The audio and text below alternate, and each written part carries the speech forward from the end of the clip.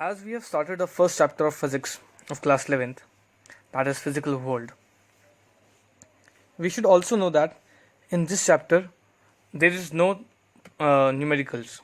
It is a purely theoretical chapter in which everything is theory, and it deals with something that are general things related to physics. For example, what is physics, its branches, its types, science, its scope, how you can make career in physics, and nature of physics, the main fundamental forces of physics. So this is the chapter which is just an introductory part of class 11 physics. So our next topic is, what is science? We all started studying the subject science since our childhood, but we never tried to know that what is science. See, science is a very short word, but it has a very broad meaning. Science is an practical activity, or you can say an intellectual activity, in which systematic studies are applied to study structure and behavior of the physical and natural world, either through observation or through experiment.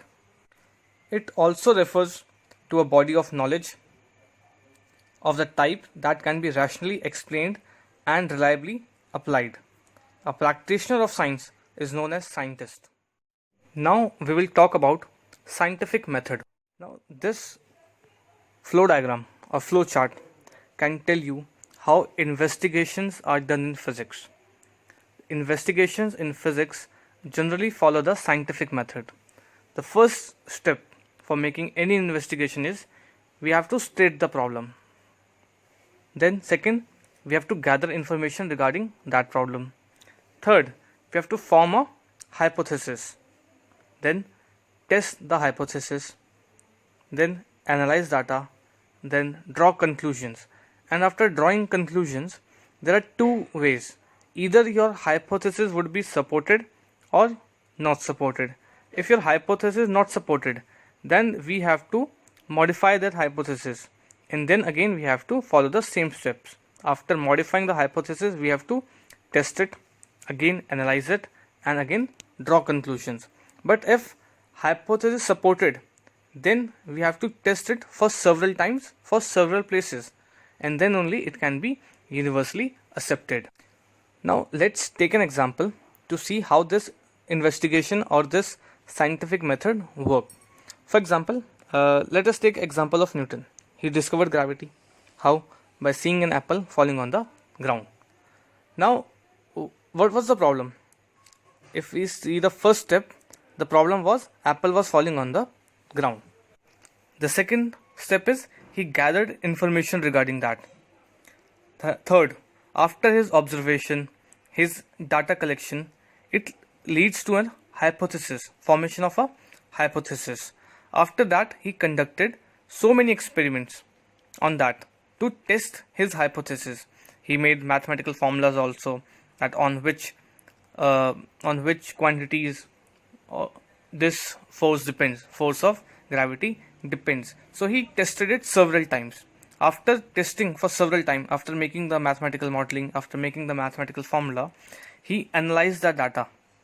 After analyzing data, he made a conclusion. After making conclusions, other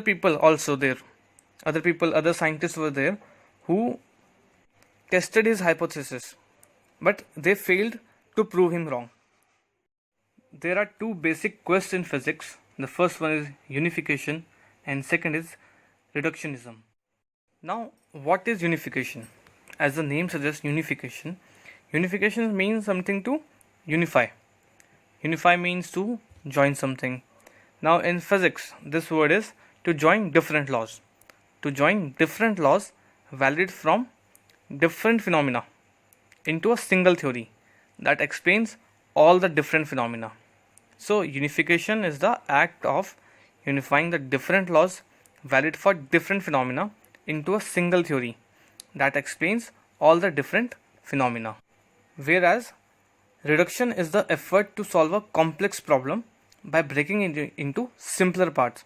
It is considered to be heart of physics.